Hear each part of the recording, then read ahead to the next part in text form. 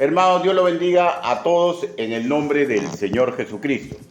Esta es la tercera entrega de la serie Peligros para no cumplir la visión divina para un varón.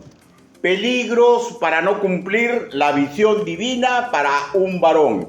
Y como en toda la serie, nos vamos a basar en la herencia educativa que nos dejó Salomón. Él enfrentó peligros que son los mismos que en la actualidad enfrentamos todos los creyentes. Específicamente, yo espero que sea visible para todos lo inconveniente, escúcheme por favor, lo inconveniente de abocarnos en demasía en la búsqueda de conocimiento humano y que por esto sacrifiquemos nuestra intimidad con nuestro Padre Celestial. Y si así, por favor, escúcheme, esposo creyente, y escúcheme, joven creyente, que aún no tiene su familia. Y si así, esposos y padres pondrán en peligro el legado que deberían priorizar. Repitámoslo. Primero, alimentar correctamente el corazón de nuestra esposa y de la juventud que se cría en nuestro hogar. Segundo, demostrar a nuestra comunidad de fe la forma varonil de luchar por la gloria y la honra de Dios. Antes de entrar de lleno a este peligro específico, permítame apuntalar una mirada privilegiada a Eclesiastés capítulo 1, versículo 12. No lo busque, escuche nomás. Y dice así: yo, el predicador, fui rey sobre Israel en Jerusalén. Cuando escribe Salomón este libro, estuvo ejerciendo la docencia como predicador. De hecho, ya arrepentido de su mala manera de vivir en la que cayó cuando estaba en el apogeo de su reinado, ¿no? Y ya en ese momento, cuando está ejerciendo como predicador, intentaba ayudar a los que le escuchaban o a los que leían ese libro inspirado por Dios, tocando temas que durante su propio reinado lo descarriaron del camino correcto. O sea, en síntesis, escúcheme, vivió Salomón una segunda oportunidad, ojo, pestaña y ceja, para ayudar a la grey del Señor, para ayudar al interior de nuestro propio hogar.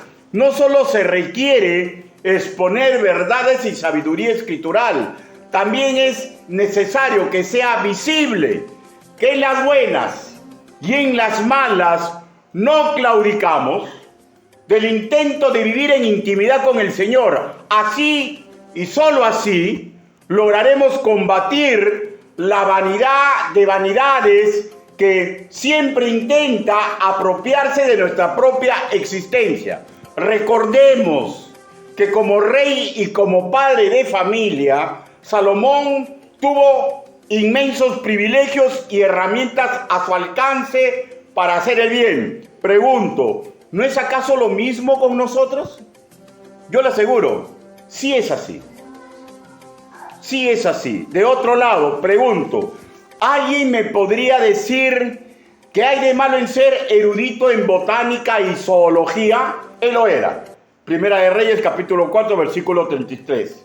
¿Qué hay de malo en ser un excelente arquitecto? Él lo era. Él lo era. Eclesiastés capítulo 4, versículo del 4 al 6. ¿Qué hay de malo en ser filósofo, sociólogo? Él lo era. Eclesiastés capítulo 1, versículo 13. ¿Qué hubo de malo que otros soberanos del oriente iban a Jerusalén a aprender de él? ¿Qué de malo que él, con el corazón contento, los aconseje y le diga cómo debía ser un rey?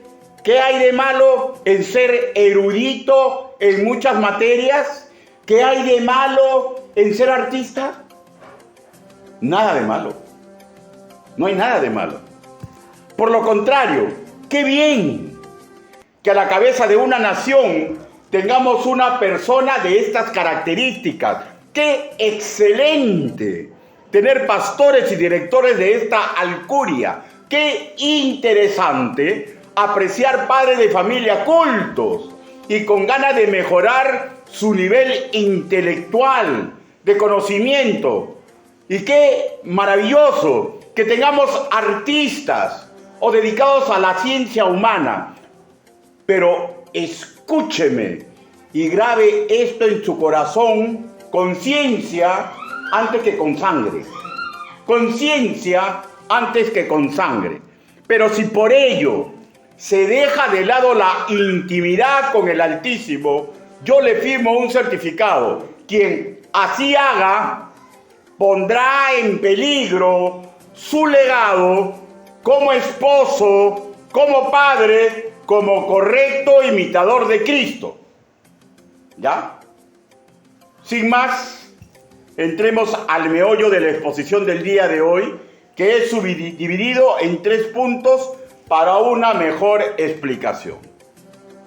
Primer punto: ¿cuál es el motivo de la ciencia y del arte? Pero ahora, por favor, permítame orar.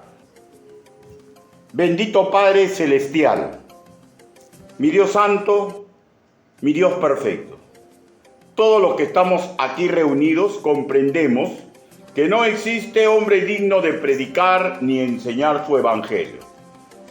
Pero mi Dios, si usted está permitiendo que su siervo sea el expositor, hable, Señor Yahvé. Permita que mediante el trabajo que he preparado, mis hermanos y su predicador, asimilemos, Señor, un grave peligro para que nosotros malogremos el legado pío que debemos entregar. Ayúdenos, papito lindo, para que podamos discernir el cómo hacer para evitar estas cosas en nuestra vida. Así le pedimos, así le suplicamos, en el nombre bendito, precioso y poderoso del Señor Jesucristo. Amén. Primer punto: ¿cuál es el motivo de la ciencia y del arte? Primera de Reyes, capítulo 4. No pierde Eclesiastés. Primera de Reyes, capítulo 4.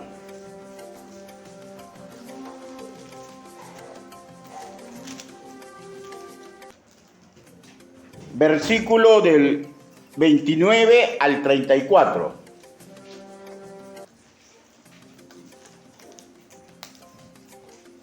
Y la palabra del Señor dice así: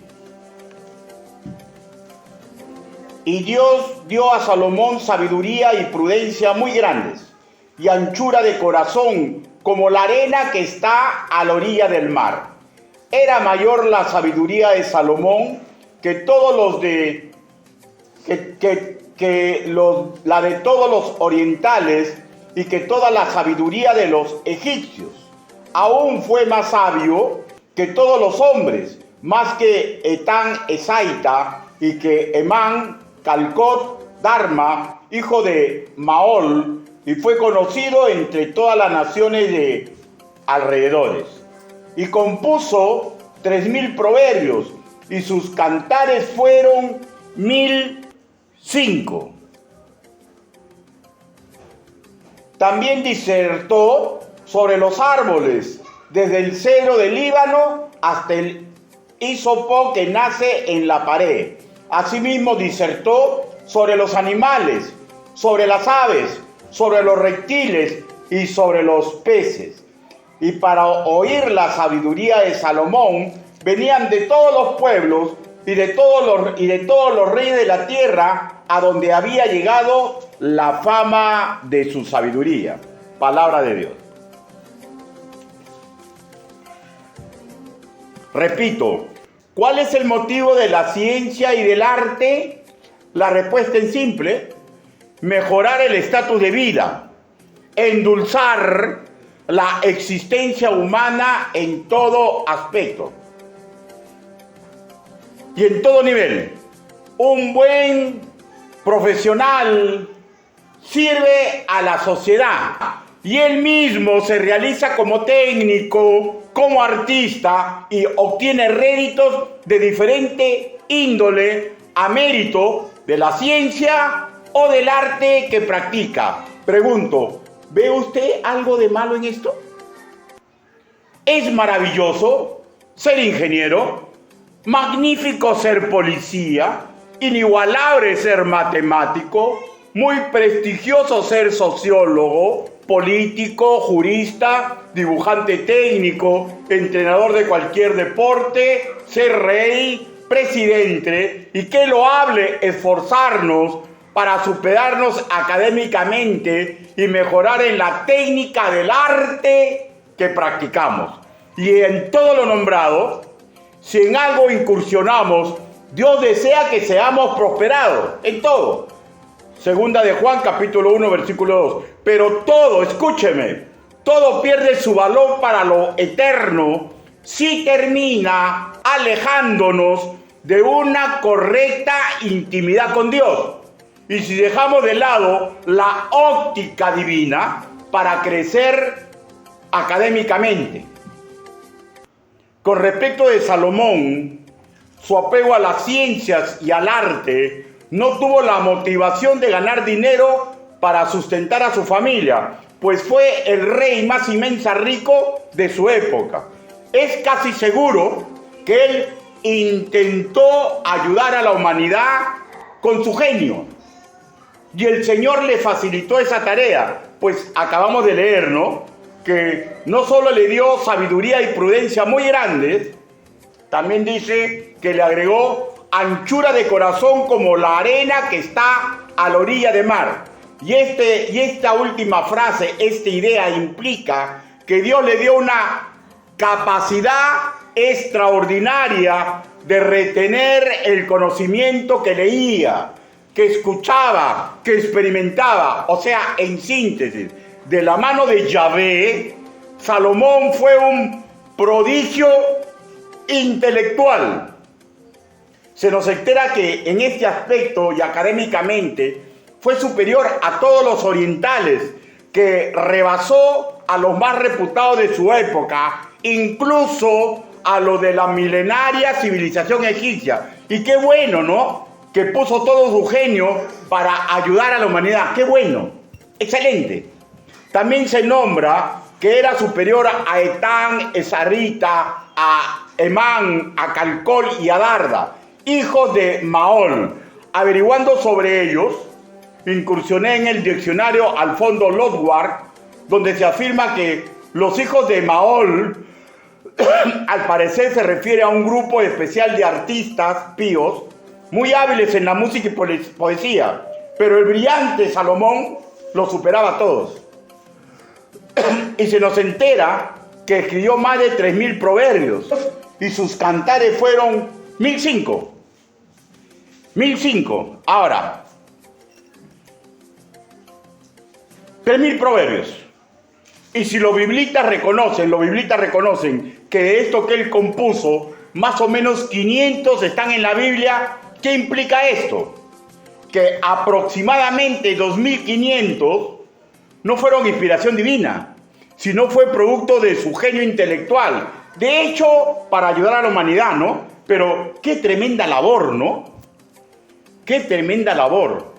Y en un espectro diré que ocupó gran cantidad de su tiempo en las artes, en la ciencia. La pregunta sabia por formular sería la siguiente: ¿a qué costo? ¿A qué costo? La lógica indica que le robó tiempo a su intimidad con el Señor y su devoción cayó de poco en poco. Lo que nos lleva al segundo punto. Todo lo que haga un sirviente del Altísimo tiene su hora y tiene su tiempo, y nada de esto debería entorpecer su comunión íntima con su Señor. Vuelvo a repetir, todo lo que haga un sirviente del Altísimo tiene su hora y tiene su tiempo, y nada de esto debería entorpecer su comunión íntima con el Señor. Eclesiastés capítulo 3.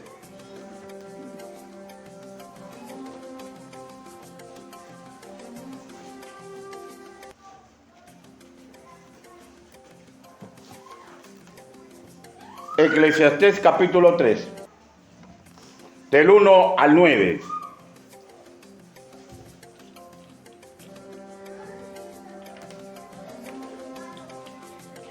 La Biblia dice: todo tiene su tiempo y todo lo que se quiere debajo del cielo tiene su hora. Tiempo de nacer y tiempo de morir. Tiempo de plantar y tiempo de arrancar lo plantado. Tiempo de matar y tiempo de curar. Tiempo de destruir y tiempo de edificar. Tiempo de llorar y tiempo de reír. Tiempo de endechar y tiempo de bailar. Tiempo de esparcir piedras y tiempo de juntar piedras.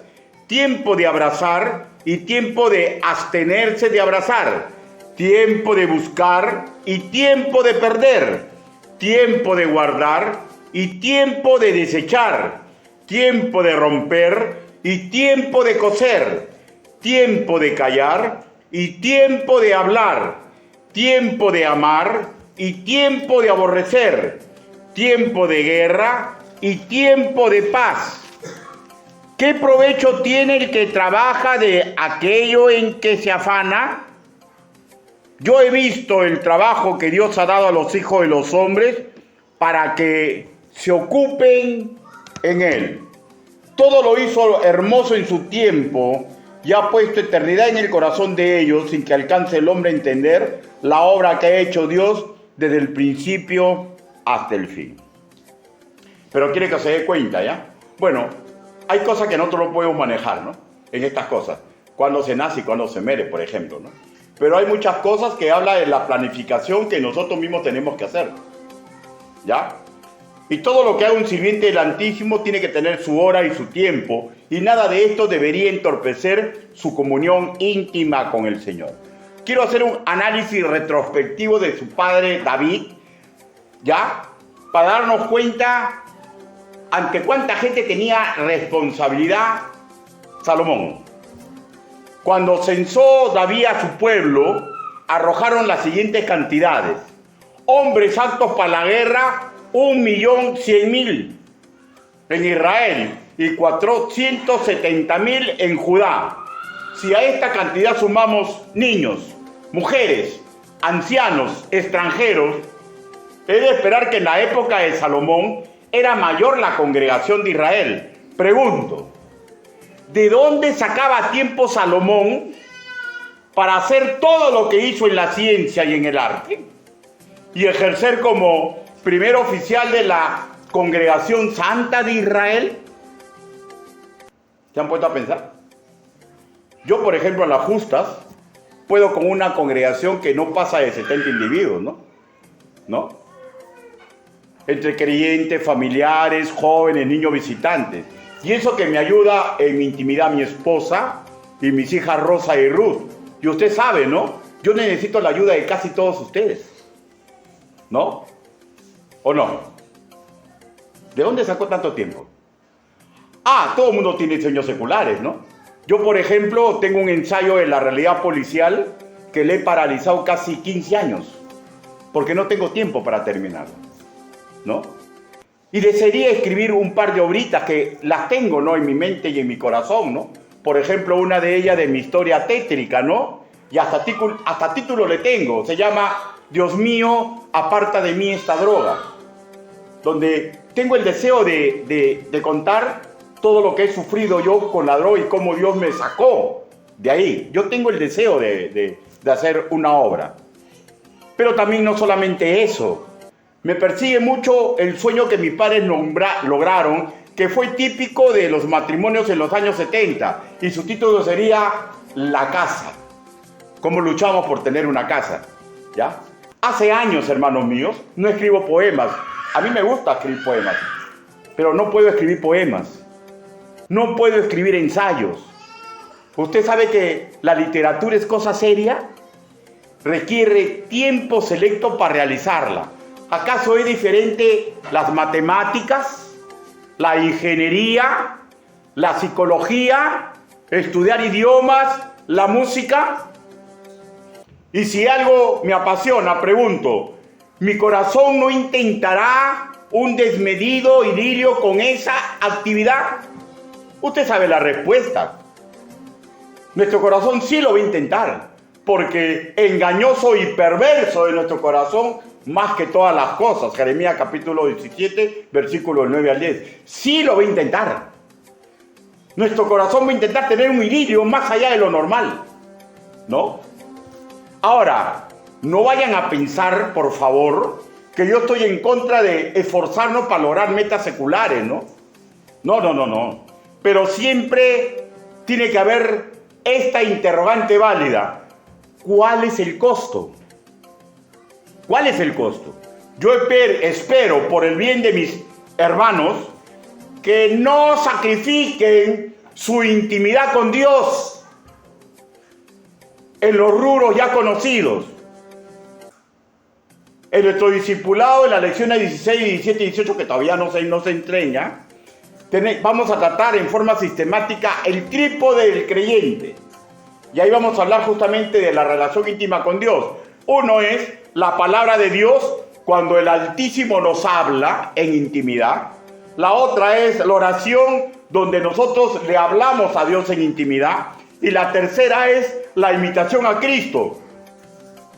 La imitación a Cristo implica ayudar a otras personas. Y esa es la intimidad que nosotros tenemos con Dios. Perder o rebajar la intimidad con el Altísimo en cualquiera de estos tres aspectos, ¿ya? Por un amor desmedido por la ciencia o el arte, escúcheme, le va a pasar factura amarga a nuestra vida. Tristemente, yo se lo aseguro. Y yo le pido con el corazón en la mano, escúcheme, no entreguen su tiempo de intimidad con Dios por la ciencia o por el arte, porque cada cosa debajo del sol debe tener su hora y su lugar. Pero la intimidad con Dios no es plato de segunda.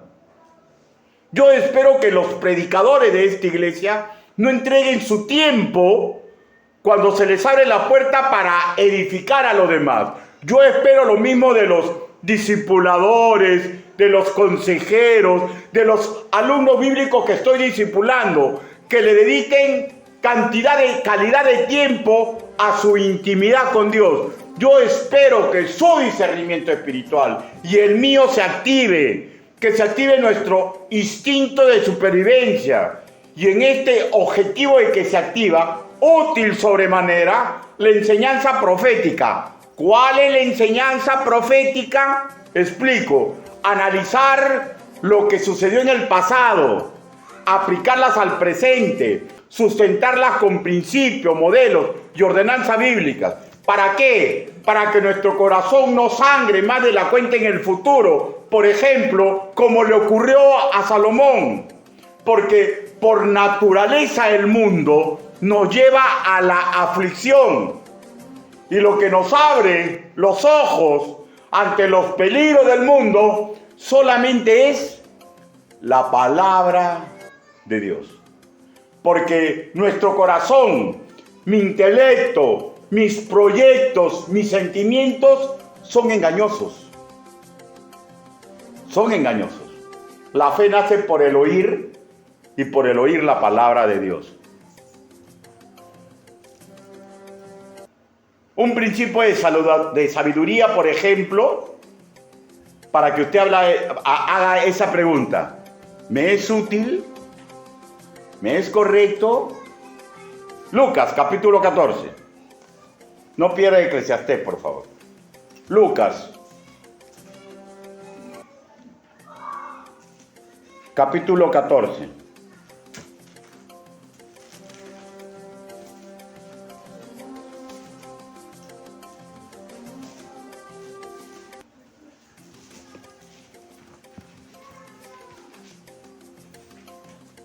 ¿Cuál es el costo de dedicarse más del tiempo correcto a la ciencia y al arte?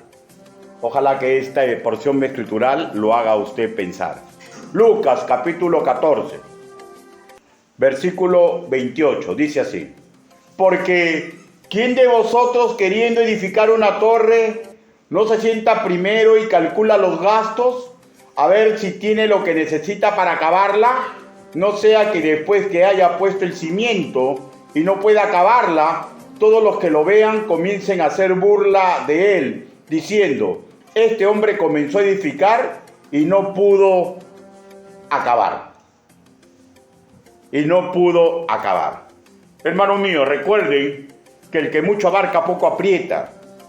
Y en juego no solamente está nuestra tranquilidad emotiva, no solamente nuestra paz espiritual, no solamente la labor que se realiza con otros seres humanos para darles esperanza, sosiego, mediante la labor ministerial. También está en juego, escúcheme, nuestra relación íntima con el Padre Celestial. Y si bien estudiar y progresar en el arte, en la ciencia, en la filosofía, ¿ya? Haciendo eso, le podemos hacer un excelente bien a la humanidad y nos da ganancia honesta, pero esto se constituye en veneno cuando por esto sacrificamos groseramente nuestra intimidad con Dios. Ay, pastor, usted es exagerado. Yo quiero hacerle una pregunta. ¿Ustedes creen que conocen a alguien más prodigio que Salomón? ¿Conocen a alguien que es tan capaz como Salomón? ¿Que Dios le dio a manos llenas? Pero bueno, pues, esto le pasó a Salomón. Porque dedicó demasiado tiempo a los deseos de su corazón y de hecho, por ayudar a la humanidad. Usted es muy útil para la humanidad, en cualquier carrera, pero no sacrificie su intimidad con el Señor. Porque yo le puedo firmar un certificado.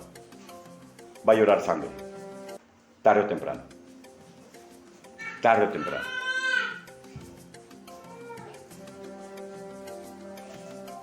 Ahora deseo resaltar una situación puntual.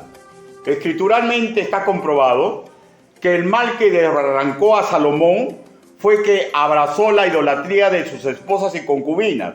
Y esto lo leemos en 1 Reyes capítulo 11, versículos del 4 al 8.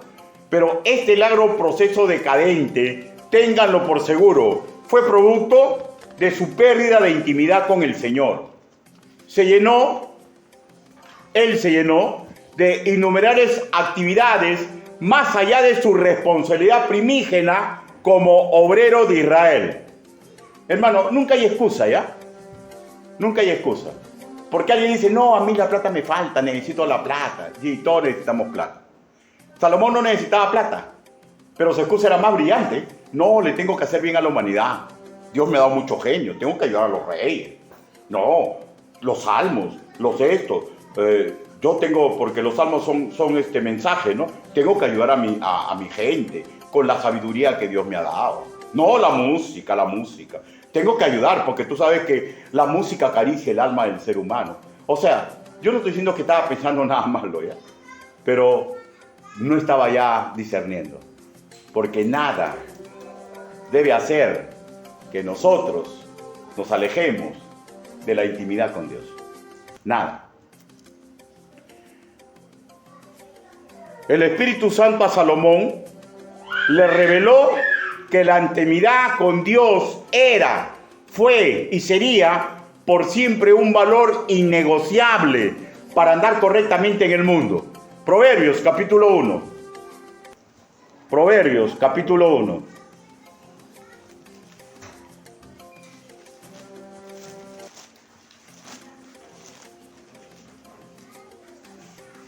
Versículo del 1 al 7. Esto se lo reveló Dios a Salomón. Todo como dicen, en casa del horrero cuchillo de palo, ¿no? Así dicen, ¿no? Bueno, pues. Los proverbios de Salomón, hijo de David, rey de Israel. Para entender sabiduría y doctrina, para conocer razones prudentes, para recibir el consejo de la prudencia, justicia, juicio y equidad, para dar sagacidad a los simples y a los jóvenes inteligencia y cordura. Aquí clasifica él. Oirá el sabio y aumentará el saber. ¿Qué es lo que debe oír el sabio? La palabra de Dios, pues. ¿Ya? Oirá el sabio y aumentará el saber. Y el entendido adquirirá consejo. para entender proverbio y declaración, palabras de sabios y dichos profundos. El principio de la sabiduría es el temor de Jehová. ¿Cuál es el temor de Jehová? Respeto reverente a la forma en que Dios quiere que hagamos las cosas. Y él todavía escribió: los insensatos desprecian la sabiduría y la enseñanza. Y tenemos que declarar, ¿no?, que él llegó a ser el hombre más insensato que se haya conocido. Y ya saben ustedes cómo terminó, ¿no? ¿Cómo terminó? Terminó adorando a todos los dioses del Oriente. A todos los dioses del Oriente. Y usted sabe cómo es, ¿no?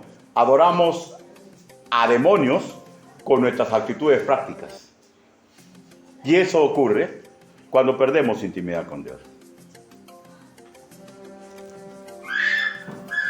El tiempo, hermanos míos, es una herramienta que requiere discernimiento de uso.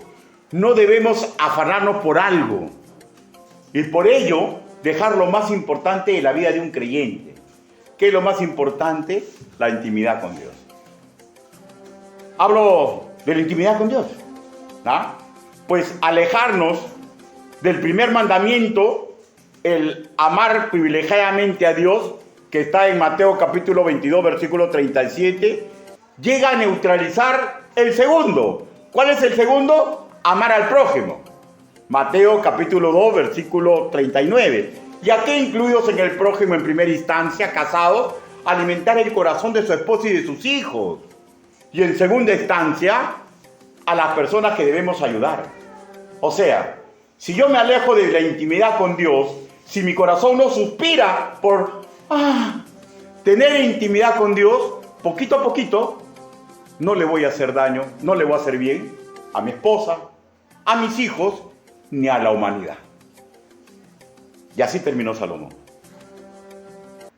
Y los mensajes que se dan es para que eso no nos ocurra a nosotros. No nos ocurra a nosotros. Regresemos a la porción escritural en estudio y preguntémonos: ¿qué fue lo que ocasionó a Salomón a la larga consumir tanto tiempo para su obra intelectual? Él mismo dice, ¿no?, que se afanó. E inspirado por el Espíritu Santo, él mismo estableció una pregunta que nos debe hacer pensar. Vayamos, Eclesiastés capítulo 3, versículo 9. Eclesiastés capítulo 3, versículo 9. Dice: ¿qué provecho tiene el que trabaja de aquello en que se afana? ¿Qué provecho tiene el que trabaja en aquello que se afana? ¿Saben cuándo uno se afana? Cuando pierde el rumbo de su vida. Cuando se va por las ramas y no ve el verdadero horizonte. Y el verdadero horizonte es que yo puedo preocuparme por muchas cosas, por mejorar en mucho, pero mi principal objetivo es no perder intimidad con Dios. Porque si yo pierdo intimidad con Dios, escúcheme, por favor, no voy a ser útil para mi esposa, no voy a ser útil para mis hijos, no voy a ser útil para mi congregación, no voy a ser útil para nadie en el mundo.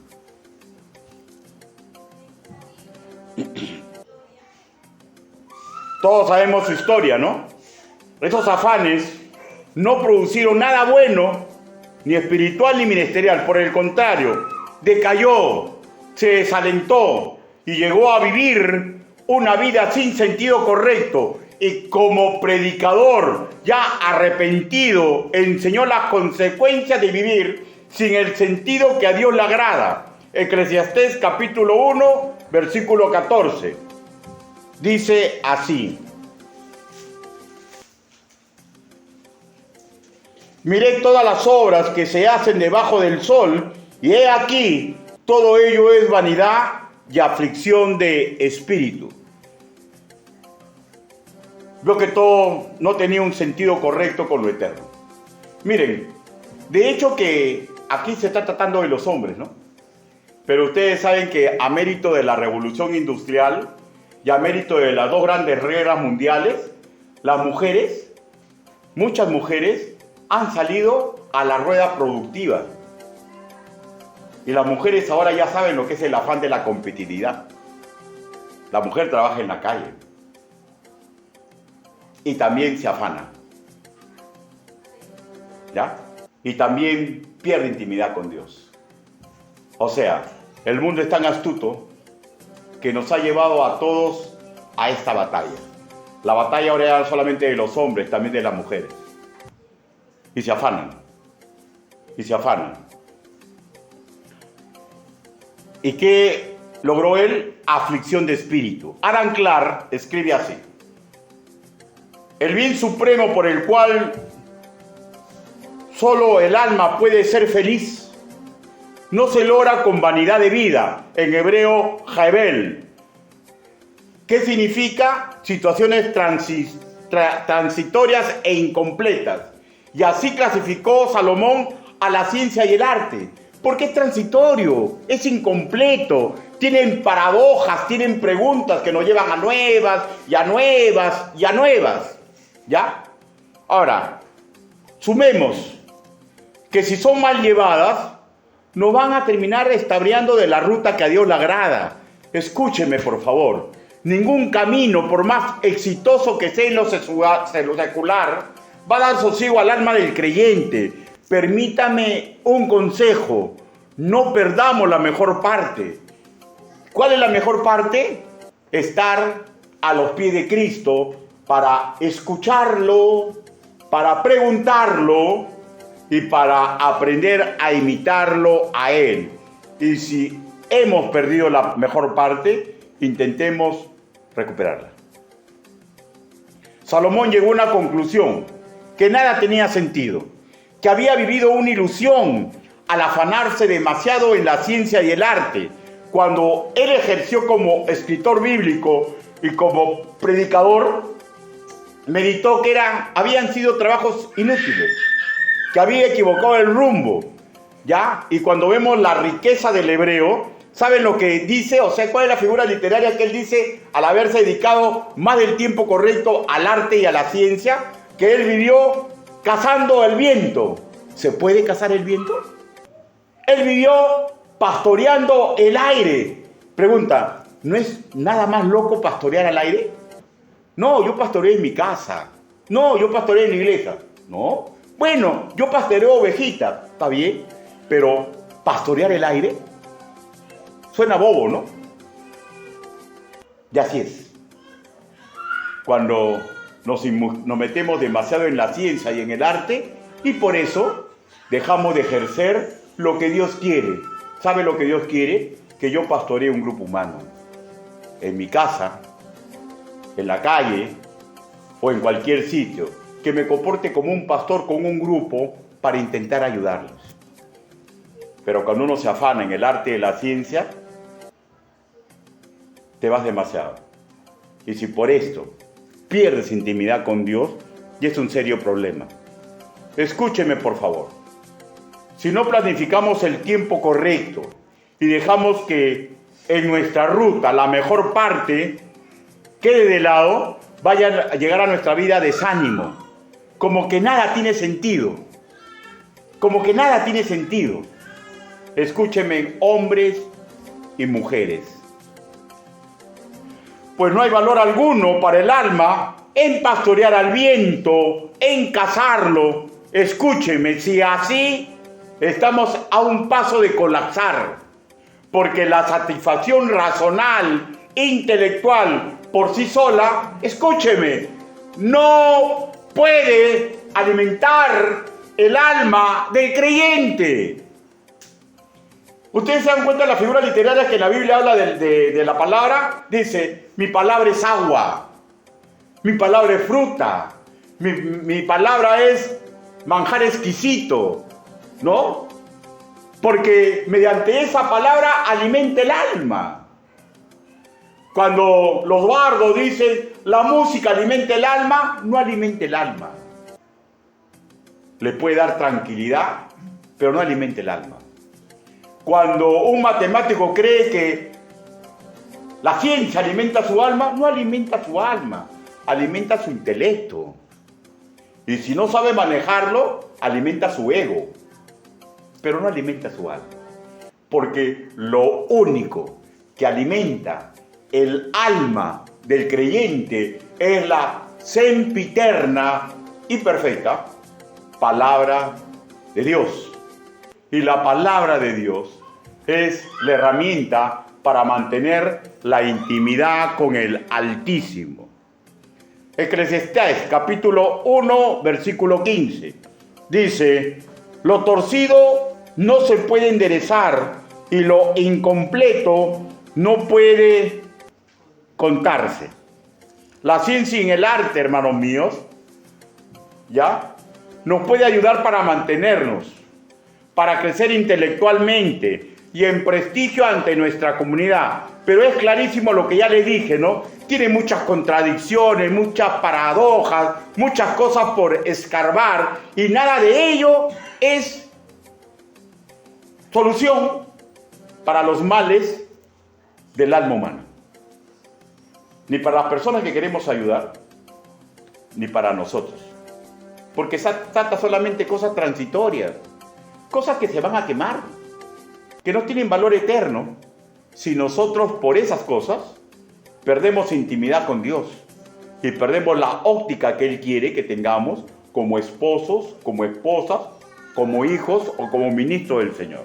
Hermano, si usted ha incursionado en el arte y en la ciencia, esfuércese para dignificar esas ocupaciones.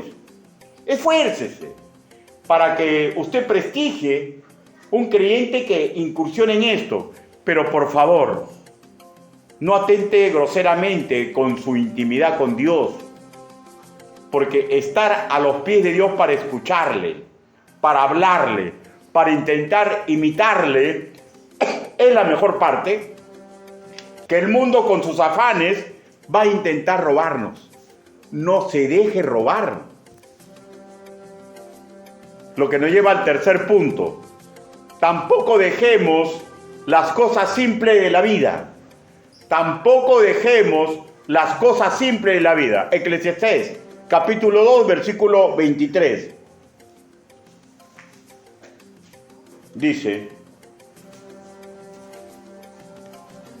porque todos los días no son sino dolores y sus trabajos molestias. Aún de noche su corazón no reposa. Esto también es vanidad. Hermanos, la vida es difícil, ¿no? ¿O no? La vida real por naturaleza es afanosa, ¿o no? Esa es la naturaleza, esa es la verdad. La verdad, hermanos míos, es que la vida nos arrebata el ser como niño, ¿no? ¿Se acuerdan usted cuando era niño? ¿Se acuerda? Por ejemplo, cuando le gustaba el fútbol, todo el día con fútbol, con fútbol, con fútbol. Si le gustaba el ajedrez, todo el día el ajedrez. Si le gustaba tal cosa, todo el día con eso. Pero apenas creció y el mundo le arrebató eso, ¿no? Y ahora tiene que afanarse en las cosas de un adulto, ¿no? Y no se puede volver atrás. Esa es la vida, hermanos. Esa es la vida, esa es la ley de la vida. Ya no podemos estar como antes. Es la ley de la vida, ¿ya? Pero en este segundo punto quiero tratar no de eso, sino que ya hemos hablado de que no se deje robar la intimidad con Dios. Pero no solamente es eso, ¿ya? Hay otras intimidades que no debe dejarse robar. Las cosas simples de la vida. Eclesiastés capítulo 2, 24 y 25 dice: no hay cosa mejor para el hombre sino que coma y beba, y que su alma se alegre en su trabajo. También he visto que esto es de la mano de Dios, porque ¿quién comerá y quién se cuidará mejor que yo? Hermano, no nos privemos en las cosas simples de la vida, comer y beber. Pero qué feo es comer y beber solo, ¿no? Pero qué bonito es comer y beber en familia, ¿no? ¿No? ¿No es bonito? Cosas simples en la vida, pero cuando alguien se afana, ya no tiene tiempo para la familia. Ya no tiene tiempo para la familia. Planifiquemos bien. ¿Esforzarnos por nuestro trabajo? Sí, porque Dios nos entregó ese trabajo. Y el predicador asegura que ahí también vemos la mano de Dios. ¿Sabes por qué, hermanos míos? Porque no me interesa dónde tú trabajes, ¿ya? No me interesa, ¿ya? Pero yo te digo, y te lo aseguro, es la mano de Dios que abrió ese sitio para que tú ganes el pan con el sudor de tu frente. Pero Dios no te abrió ese trabajo para que tú pierdas intimidad con Él. O sea, las cosas simples de la vida. Bebamos, juguemos, hagamos esas cositas con nuestra familia, con los hermanos en la fe, riámonos. Preocupémonos sanamente por el trabajo porque es correcto. ¿Cómo no va a ser correcto que un músico intente ser mejor en su música? ¿Cómo no va a ser correcto que un ingeniero intente ser mejor como ingeniero? Pero por esas cosas, ya no estoy tomando la intimidad con Dios, que esas cosas nos roben las cosas simples y bonitas de la vida, de estar con mi familia, con mis amigos, comiendo y bebiendo en forma sana, ¿ya? Que por los afanes del trabajo, por ejemplo, de los cachuelos, pierda el valorar verdaderamente el trabajo que debo de cuidar. ¿Han visto eso o no? Yo he visto personas que tienen un buen trabajo, pero agarran un cachuelo, otro cachuelo, y cuando se dan cuenta, peligra su principal trabajo. Porque se van por lo grande y se olvida que ese trabajo primero, Dios se lo entregó. Y que el resto tiene que planificar. Ya, voy a ganar más plata, pero ¿será correcto?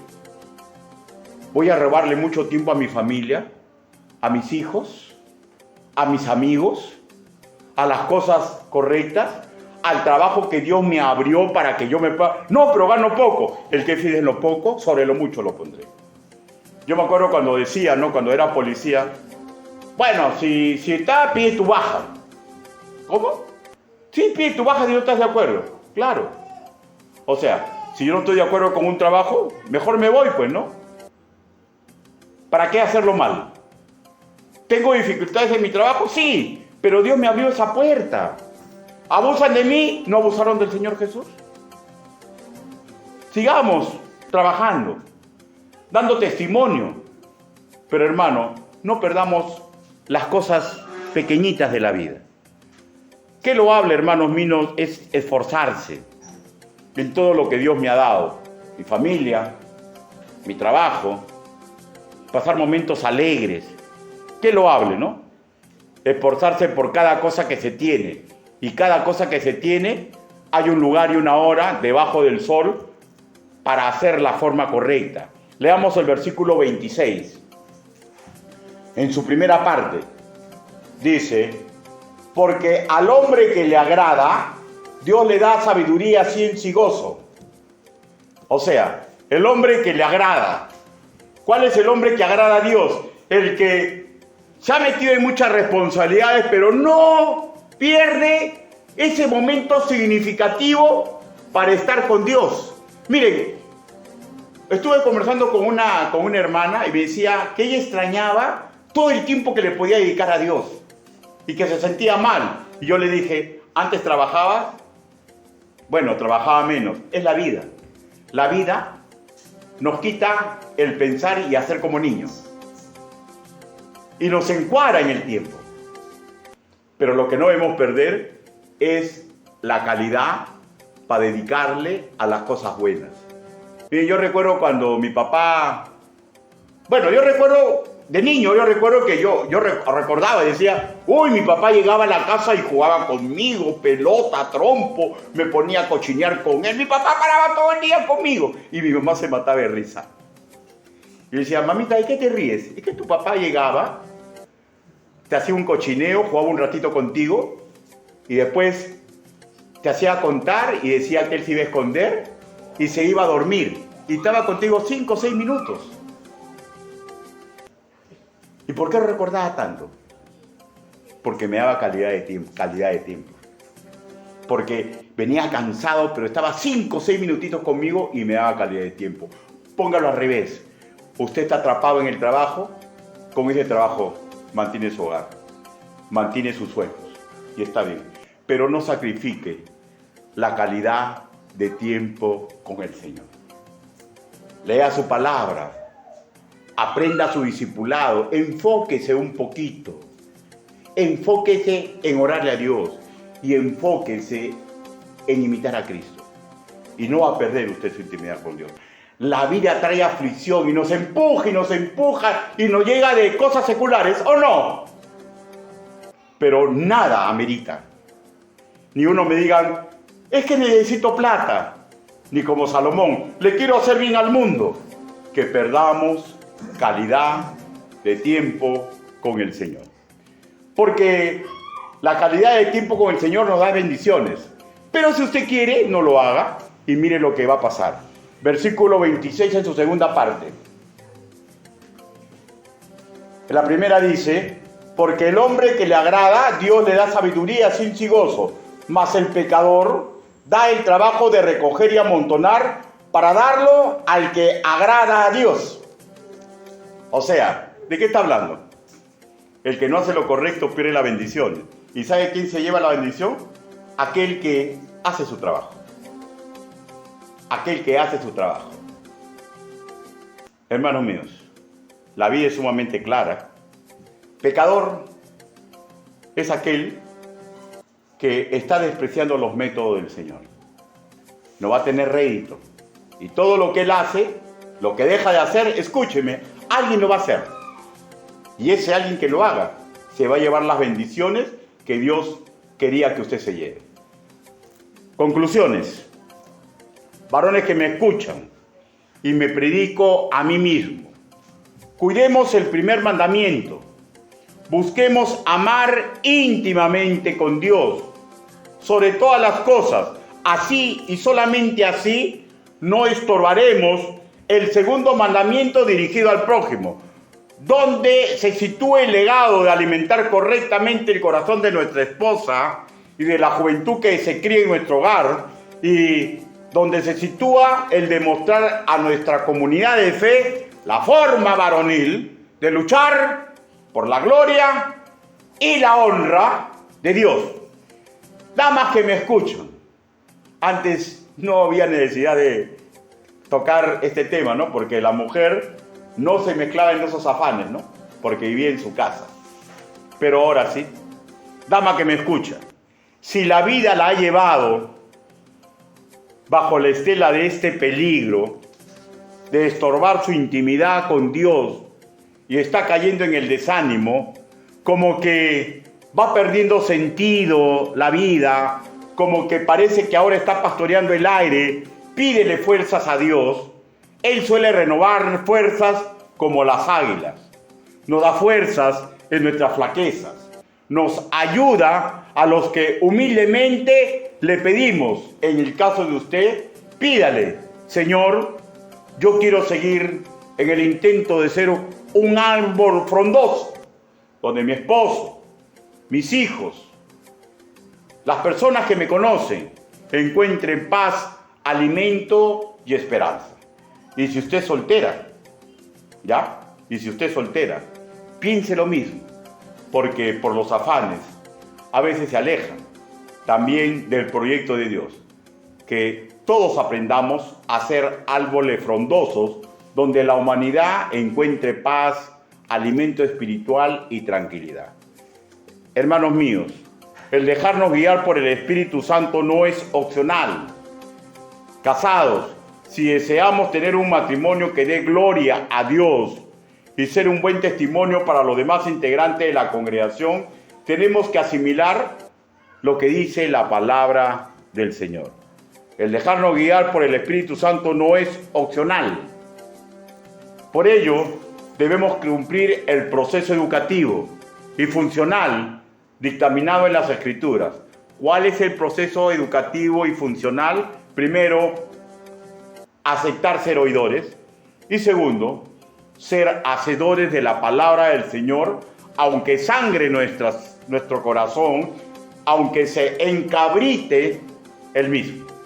No pensemos, por favor, que nuestra laboriosidad, nuestra dedicación a asuntos buenos, lo podemos separar de la cosmovisión cristiana de vivir honrando a Cristo.